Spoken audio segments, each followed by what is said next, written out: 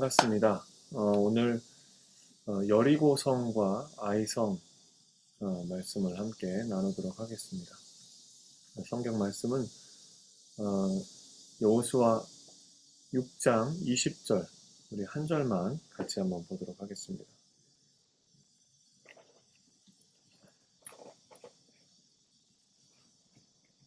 여호수아서 6장 20절.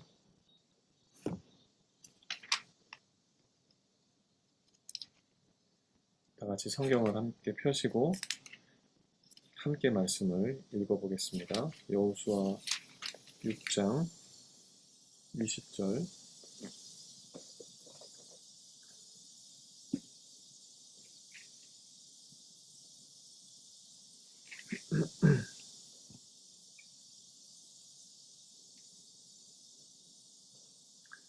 함께 읽습니다. 이에 백성은 외치고 제사장들은 나팔을 불매 백성이 나팔 소리를 들을 때에 크게 소리질러 외치니 성벽이 무너져 내린지라.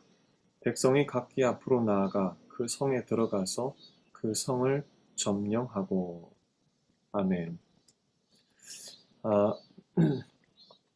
여리고성과 그 아이성 전투는 이제 여호수아가 앞으로 해 나가야 될 그런 이제 전투 가운데 하나였죠. 이제 가나안을 정복하기 위해서 첫 관문처럼 그렇게 싸워야 할 전투가 여리고성 전투와 아이성 전투였습니다.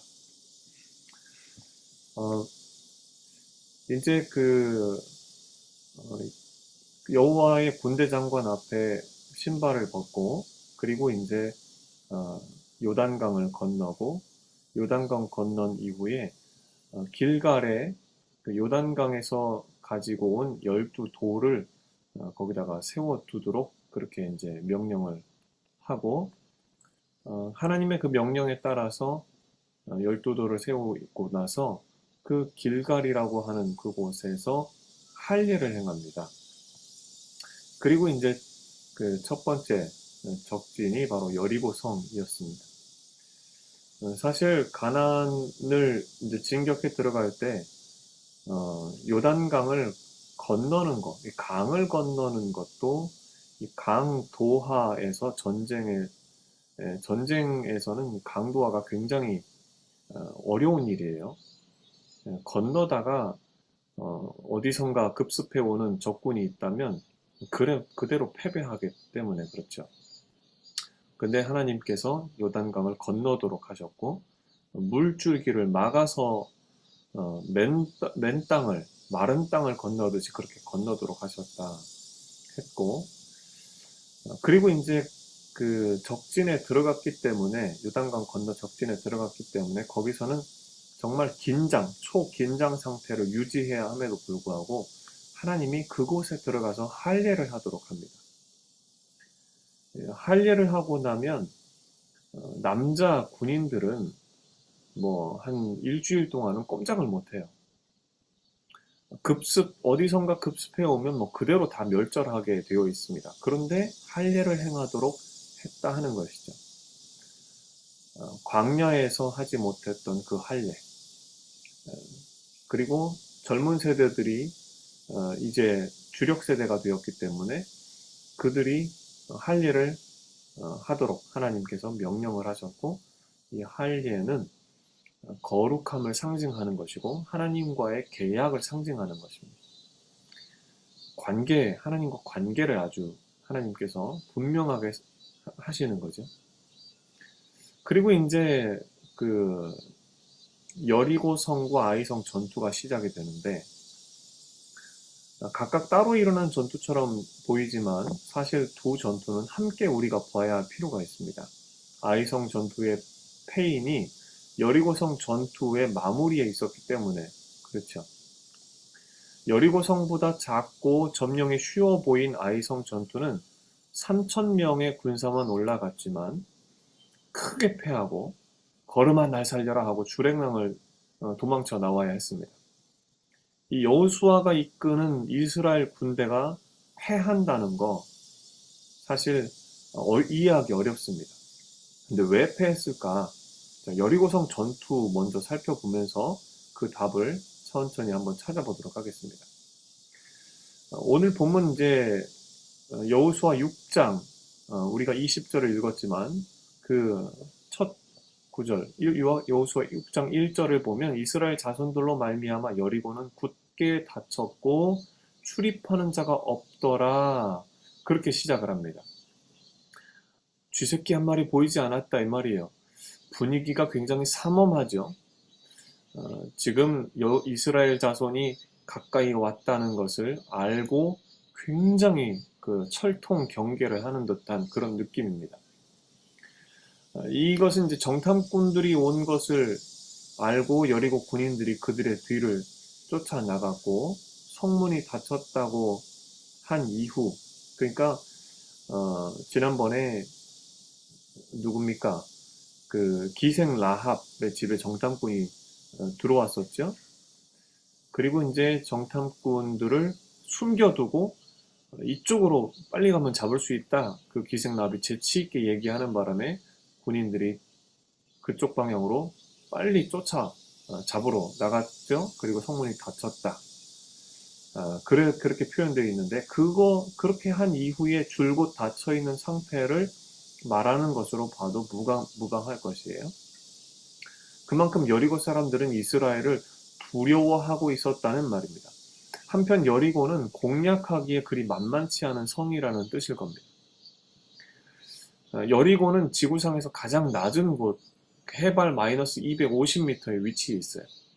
해발 730m 고지인 예루살렘과는 거리가 불과 30km밖에 나지 않는데 고도차가 1000m나 나는 거죠.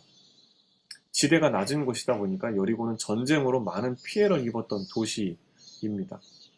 근데 왜 그런 곳에 성이 있었을까?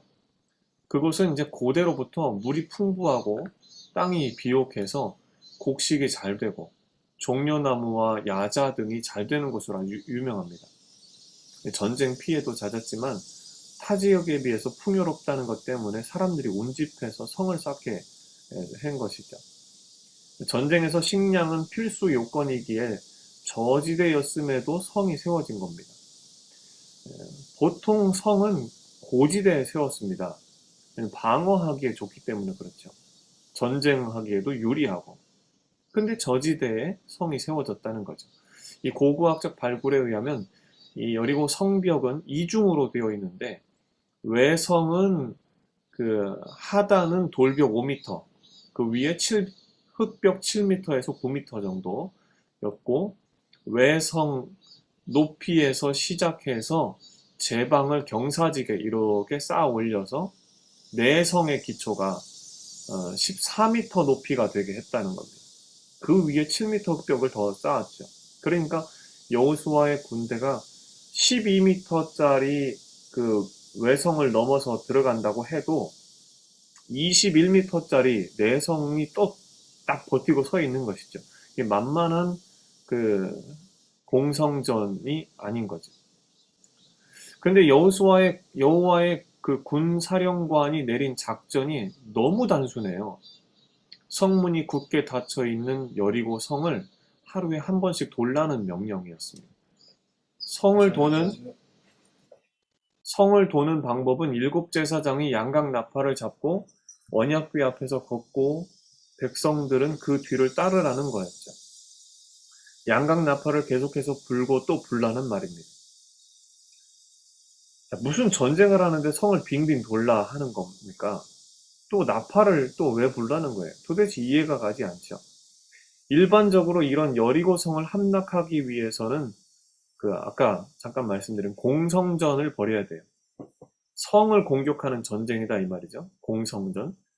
일반적으로 공성전을 하려면 높은 성벽 중에 그나마 방어가 약한 성문을 파괴하기 위해 충차, 큰 나무를 이렇게 여러 개를 묶어 가지고 단단하게 묶어서 아니면 뭐 큰 나무 자체 하나를 구해 가지고 그거를 길게 늘어뜨려서 병사들이 잡고 문을 향해서 돌진해 가지고 문을 부숴버리는 그것을 충차라고 그래요. 혹은 성벽을 타고 올라가기 위한 사다리를 이용하든지 근데 뭐 사다리 오르는 병사들이 두 손이 자유롭지 못하기 때문에 적의 공격에 노출되기 쉬워서 이 공성탑을 만들어요. 그러니까 병사를 보호하면서 안전하게 성벽을 넘어갈 수 있도록 성벽 높이에 맞게 제작된 보호막이 있는 사다리라고 하면 이해가 쉬울 겁니다. 그 외에도 성벽을 무너뜨리기 위해 무게가 나가는 뭐 돌을 던지는 투석기 같은 것으로 전쟁을 준비하고 뭐 이렇게 싸워야 되는 거예요. 근데 그렇게 하지 않고 성을 빙빙 돌고 나팔을 불라고 그렇게 하시는 거죠. 도대체 전쟁을 하자는 건지 말자는 건지 모르겠다는 생각이 들 정도입니다. 근데 지금 이스라엘 백성들이 걸어온 것을 우리가 다시 한번 생각을 해보면 첫째는 이스라엘은 하나님과 언약을 맺은 백성이다 그랬어요. 하나님과 관계를 맺은 거죠. 그 언약 안에 이스라엘은 있습니다. 그 관계, 그 언약 안에서 출애굽을 했고 40년 광야를 만나를 내려먹고 메추라기를 내먹고 그리고 마른 땅에서 반석을 쳐서 물을 내먹고 구름기둥 불기둥으로 이렇게 인도받아 왔잖아요. 그리고 요단강을 건넜고 여리고 성 앞에 당도에 있는데 여러분 그 관계 때문에 그 언약 안에서 이스라엘 백성들은 요단강 건너고 할례를 적진 앞에서 적진의 코앞에서 길갈이라고 하는 곳에서 할례를 받았잖아요. 그리고 마지막에 여호수아는 여호와의 군대 장관 앞에서 신도 벗고 그러니까 이게 뭐 전쟁을 하자는 건지 말자는 건지 이런 느낌이에요. 참 특이한 전쟁 준비를 해온 겁니다. 어떻게 보면. 근데 그 모든 것이 철저하게 하나님과의 관계를 점검하는 행위들이었어요. 그 관계 안에서 이루어진 것들이었습니다. 성 주위를 매일 한 번씩 돌라 하는 것도 역시 마찬가지고 나팔을 불라 하는 것도 마찬가지였어요. 나팔을 불라는 것도 이미 하나님께서 이스라엘에게 말씀하셨던 겁니다.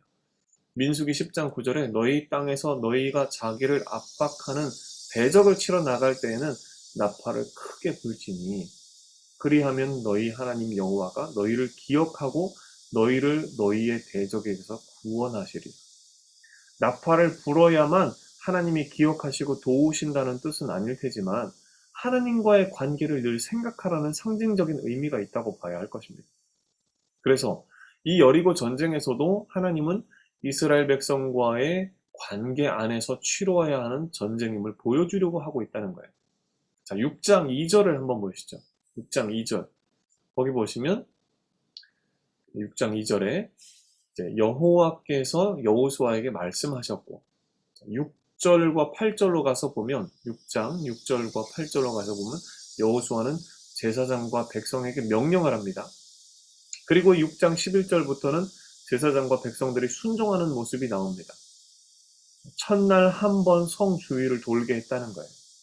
그리고 14절에 가서 보면 둘째 날부터 여섯째 날까지 매일 똑같이 했고 그리고 6장 8절에서 10절에 이때 일곱 제사장이 일곱 나팔을 잡고 선두로 섰고 그 뒤에 언약궤가 따르고 무장한 군사들은 나팔 부는 제사장들 앞에서 행진하고 후구는 궤 뒤를 따르는데 이때 제사장 7명은 나팔을 불고 나머지는 음성을 들리게 하지 마라. 너희 입에서 아무 말도 내지 마라. 이렇게 했어요.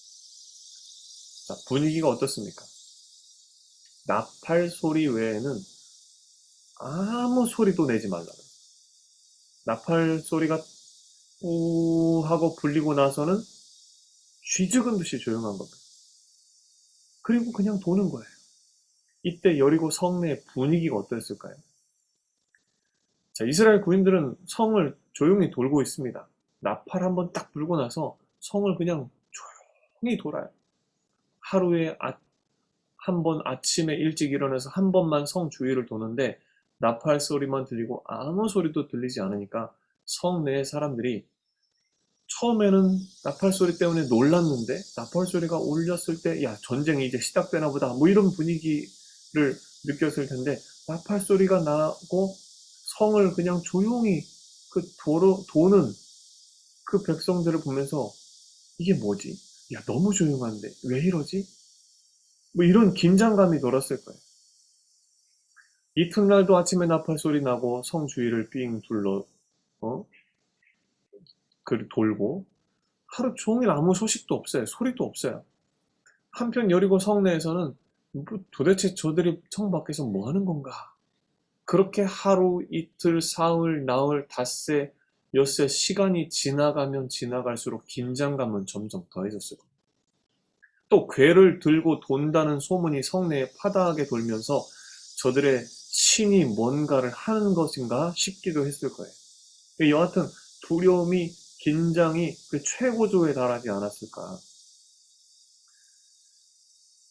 그리고 6장 15절에 보면 일곱째 날 일곱 번 돌고 나팔을 불고 여호수아가 외치라 하니까 여호와께서 너희에게 이 성을 주셨느니라.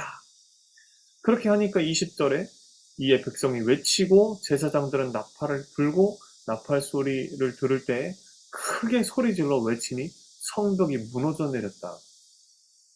백성이 그래서 각기 앞으로 전진해 나가서 그 성에 들어가서 그 성을 점령하고, 그처럼 여러분 그 여리고 전쟁은 말 그대로 어린아이들 장난같이 끝나고 말아요. 뭐 잘 보시면 우리가 예상하는 전쟁의 그림이 전혀 아니죠. 그리고 이스라엘 군대의 전쟁 액션은 20절에만 나와요. 앞에서는 여호와께서 여호수아에게 말씀하셨고 돌고 나팔 불라 하고, 그리고 여호수아는 제사장과 백성에게 명령하고, 그러니까 하라는 대로 돌고 나팔 불고 조용히 하고, 그리고 20절에 와서야 백성이 7번 돌고 외치고 제사장들은 나팔 부고 백성은 나팔 소리 듣고 더 크게 소리 지르고 성벽이 무너져 내리고. 여러분 여기까지도 일반적인 전쟁의 그림이 아니죠. 어디에서 비로소 나오느냐. 20절 끝에 가면 백성이 각기 앞으로 나아가 그 성에 들어가 그 성을 점령하고, 이게 끝입니다. 정리하면 여호와가 여호수아에게 말씀하시고 여호수아가 백성들에게 명령하고 그대로 했더니 여리고가 무너졌고, 무너진 그 성을 향해서 앞으로 걸어가 그 성을 점령했다. 자, 이건 뭘 말하려는 걸까요? 하나님과의 관계로 이겼다. 하나님과의 관계로 승리했다. 이걸 보여주려는 것이죠. 하나님과의 관계가 어떠냐에 따라서 승부가 달라진다는 겁니다. 하나님은 명령하시고 이스라엘이 순종하는지를 보면 관계가 어떤지 알 수 있죠. 이 전쟁을 준비하는 그 시작부터, 그러니까 할례를 하고 여호수아가 여호와의 군대 장관 앞에 신발을 벗고 성을 돌고 나팔을 불고 하는 것까지만 보면 도저히 이건 말도 안 돼요. 어떻게 이런 식으로 전쟁을 하는가 하는데, 앞서서 하나님을 경험해온 여호수아와 그 일행들은 여리고 전쟁 준비와 전쟁도 하나님이 하시는 전쟁이구나 하는 것을 이해할 수 있었을 겁니다. 그리고 순종을 했을 거예요. 보통 여러 가지 전쟁을 통해서 보지만 전쟁에는 사실 변수가 많죠. 그래서 이길 것 같은 전쟁도 지는 경우가 많고, 야, 이거 승산 없는 게임이다, 전멸할 수 있겠다 싶지만 이기게 되는 전쟁도 의외로 많아요. 성경은 이렇게 말합니다. 전쟁은 너희에게 속한 것이 아니요 하나님께 속한 것이니라. 역대하 20장 15절에 전쟁은 하나님께 속한 것이다. 여러분 이것을 잊지 말아야 된다는 겁니다. 근데 이 전쟁에서 하나님의 독특한 명령이 보여요. 6장 17절에 이 성과 그 가운데 있는 것은 밭이 돼 여호와께 온전히 바쳐라. 18절에도 너희는 온전히 바치고 그 바친 것 중에서 어떤 것이든지 취하여 너희가 이스라엘 진영으로 바치는 것이 되게 하여 고통을 당하게 되지 아니하도록 오직 너희는 그 바친 물건에 손대지 말라. 이 바치다라는 단어가 5번이 나옵니다. 여호수아가 명령한 것이죠. 그리고 21절에 그 성 안에 있는 모든 것을 온전히 바치되 남녀노소와 소와 양과 나귀를 칼날로 멸하니라. 바친다 그리고 멸하니라 이렇게 나오는데, 여러분 고대 전쟁에서 패한 자는 노예가 되거나 죽거나 둘 중에 하나였어요. 근데 여기서 완전히 멸하도록 하면서 18절에 온전히 바치는 것이고 그 바친 물건에 손대지 말라고 하셨어요. 바친다는 말과 멸한다는 말이 같은 의미로 쓰였다는 것을 알 수 있습니다. 그럼 왜 완전히 멸하도록 하셨을까? 창세기 15장 16절 거기 보면 아브라함의 후손이 가나안을 차지할 것인데 지금 당장 주지 않고 400여 년이 지난 후에야 허락할 것이다. 왜냐하면 이는 아모리족 속의 죄악이 아직 가득 차지 아니함이라 이런 말씀을 하셨어요. 아모리 족속의 죄악이 아직 가득 차지 아니함이니라. 그러니까 앞으로 찬다는 거죠. 악이 점점 지금 차오르고 있단 말이죠. 그 후에 이집트에서 400년 보내고 출 이집트한 후 40년 광야를 보낸 뒤에 모세가 말하기를 죽기 직전에 가나안 땅 들어가면 그들과 언약도 혼인도 하지 말고 우상을 깨뜨리고 우상 제단 다 헐어버려라. 만약에 그들과 통혼을 하거나 언약하거나 그 우상을 네 집에 드리거나 하면 하나님이 그들을 멸하실 때 너도 같이 진멸당할까 하노라. 너는 그것을 멀리하며 심히 미워하라. 여러분, 아무리 그래도 그렇지 어떻게 사랑의 하나님이 그렇게 잔인할 수 있는가? 이렇게 질문할 수 있을 겁니다. 근데 프랑스의 최고 지식인으로 이름 불리는 르네 지라르라는 분이 있어요. 이분이 불멸의 40인 안에 들어가는 분인데 프랑스에서 생존해 있는 최고 지식인을 40명을 뽑아서 국가적으로 인정해주고 학문의 업적을 드높입니다. 근데 이분이 그 안에 들어가 있는 분인데 놀라운 발견을 이분이 하세요. 성경 문학과 그리스 문학을 비교하면서 중요한 차이점을 발견하는데 그리스 문학에 나오는 비극을 통해 고대 원시 종교엔 우상 숭배 시 인신제가 살아 있었다는 거예요. 르네 지라르는 당시 우상에게 제사하는 사람을 악한 자로 몰아 희생 염소를 만들어서 사람을 죽여서 피를 봄으로 해당 지역이나 해당 국가의 평화를 도모했다고 합니다. 르네 지라르는 그렇게 말하는 거예요. 원시 종교는 어떤 질병이나 삶의 불행의 원인을 마술적 인과 관계, 희생양 혹은 마녀에게서 찾는다는 겁니다. 근데 기독교는 도리어 희생양이 되는 예수 그리스도의 죽음이 얼마나 부당하고 불합리한 죽음인지를 폭로하고 승리의 부활을 선언하고 있다는 것이죠. 그러니까 르네 지라르는 성경과 기독교가 원시 종교로부터 엄청난 단절을 가져왔다고 주장을 해요. 원시 종교의 그 희생양 문화를 단절시켜버리고 새로운 문화를 이제 창조해 가는 기독교가 되었다 이 말이죠. 성경은요, 인신제사 문화를 철저히 거절합니다. 그리고 그런 문화에 찌들어 있는 자들과 통혼하거나 언약하거나 그 우상을 네 집에 드리거나 하면 하나님이 그들을 멸하실 때 당연히 이스라엘도 멸망하지 않겠느냐, 그런 말씀을 하신다는 거예요. 그리고 또 한 가지 기억할 것은 지금이야 문자 문화 시대이기 때문에 복음서 기록만 가지고도 사람들을 설득해서 우상숭배에서 빠져나올 수 있도록 그렇게 할 수 있지만 여호수아 시대는 그런 시대가 아니에요.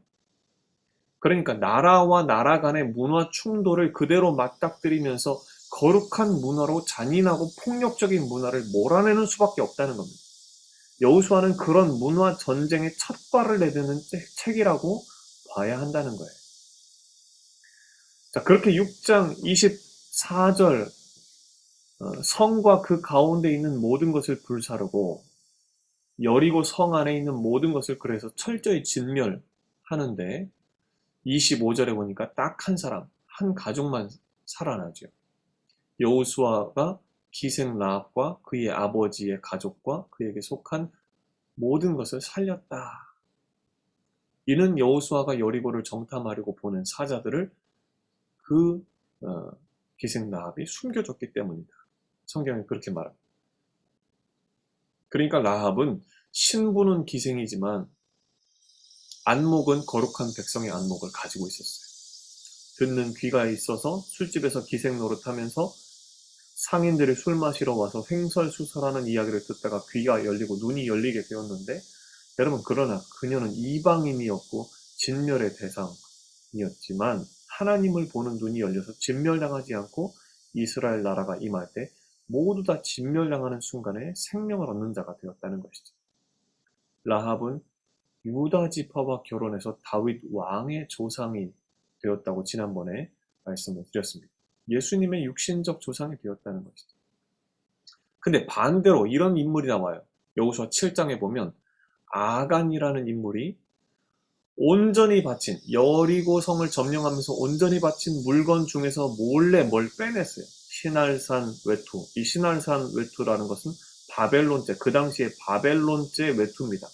지금으로 치면 뭐 아주 대단한 미국, 또 뭐 프랑스, 뭐 이런 나라들의 아주 좋은 물건들이라 이 말이죠. 신할산 외투, 금덩어리, 은 뭐 이런 걸 숨겼어요. 그래서 결국 이 이스라엘 민족이 두 번째 전쟁인 아이성 전쟁에서 패배를 하고 맙니다. 아이성은 군사들이 소수임에도 불구하고 패배하고 이스라엘 군사들의 마음이 녹아서 물같이 되었다. 그래서 3,000명이 공격하러 갔다가 막 주랭랑을 쳤다 그랬죠. 이 원인은 아간의 범죄 때문이었어요. 아간의 죄가 중한 이유는 뭐 좋은 외투 한 벌, 은 200세겔, 50세겔, 무게 금덩이 하나를 훔쳐 넣었기 때문이지만, 아니 그보다도 더 전멸시켜야 할 물건을 가지고 있으면 그 사람조차 전멸시켜야 할 물건의 하나처럼 된다 하는 하나님의 말씀. 여러분 그 말씀 때문에 이렇게 된 것이죠. 이 말씀을 들었으면 백성들이 정신 차리고 그거 완전히 딱 선을 긋고 거절했어야 되는데 욕심내서 탐심 때문에 결국 그렇게 된 것이죠. 그래서 이것을 하나님은 이스라엘이 전체가 범죄한 것이라고 보았고 이스라엘이 전쟁하러 간 그 전쟁에서 패배하도록 만들어 가지고 여러분 한 사람의 실패는 모두를 대표한 실패라는 의미를 우리에게 전해주고 있는 것입니다. 그래서 아간과 그 가족이 결국에는 그 제비뽑기를 통해서 진멸당하죠. 그리고 진멸과는 거리가 먼 이스라엘 백성이었던 이 아간, 여리고의 이방인처럼 진멸을 당하게 되는 그런 모습을 봅니다. 여러분 아간은 다윗과 예수님의 조상이었지만 진멸을 당한 거예요. 기생 라합은 완전히 이방인이었지만 유다 지파와 결혼해서 다윗 왕의 조상이 되는 그런 사람이 되었기도 하고 대비가 되죠. 하나님을 보는 눈이 있어야 하고 그리고 하나님과 관계 맺은 그 언약 안에서 관계 맺은 그 관계 안에서 우리가 어떻게 우리 삶을 살아나가야 할 것인가 굉장히 중요한 포인트라고 하는 겁니다. 지도자나 백성이나 하나님 앞에서 언제나 조심해야 할 일은 하나님과의 기본 언약 관계를 잘 철저히 지켜나가야 한다는 점입니다. 아간이 뭐 그렇게 정리가 되고 아간의 집안이 정리가 되고 아이성이 함락된 것은 말할 필요도 없죠. 여리고 함락이나 아이성 정복을 이야기를 통해서 하나님은 우리에게 말씀하고 계십니다. 땅을 차지하는 것은 하나님께 순복할 때 이루어지는 것이고 하나님을 떠나면 땅도 떠난다는 진리를 잊지 말아야 한다는 거예요. 하나님은 이스라엘을 당신의 자녀로 받아들이기로 계약을 맺었습니다. 그리고 그 관계 안에서 이스라엘을 인도하고 있어요. 모든 것이 그 관계 안에서 이루어지고 있는 것이죠. 그리고 악한 문화를 정복하도록 하나님은 이끄시는 겁니다. 우리도 지금 전쟁 중입니다. 하나님과의 관계 안에서 이 전쟁을 치르고 있어요. 그런데 문제는 내가 주님의 명령에 순종할 준비가 되어 있는가 하는 것이죠. 여러분 하나님과의 관계 잘 맺고 그리고 그 관계를 잘 이어가고 있습니까? 순종으로 그 관계를 잘 이어가고 있는가 하는 것이죠. 여러분 이에 대한 대답 여러분들이 잘 해볼 수 있기를 바랍니다. 기도하겠습니다. 하나님 아버지 여리고성 전투와 아이성 전투를 통해서 하나님과의 관계가 얼마나 중요한지 우리가 다시 한번 깨닫습니다. 우리는 하나님과 어떤 관계를 맺고 있는지 그 관계를 어떻게 잘 이어가고 있는지 우리 자신을 점검하고 하나님과의 관계 정말 좋은 관계 그리고 복된 관계 안에서 하나님 우리의 삶이 승리의 열매가 맺어지는 그런 삶이 될 수 있도록 주님 축복하여 주시옵소서. 우리 대학부 모든 지체들이 그런 삶이 되도록 하나님 인도하여 주시기를 간절히 바라옵고 예수님의 이름으로 기도하옵나이다. 아멘. 감사합니다.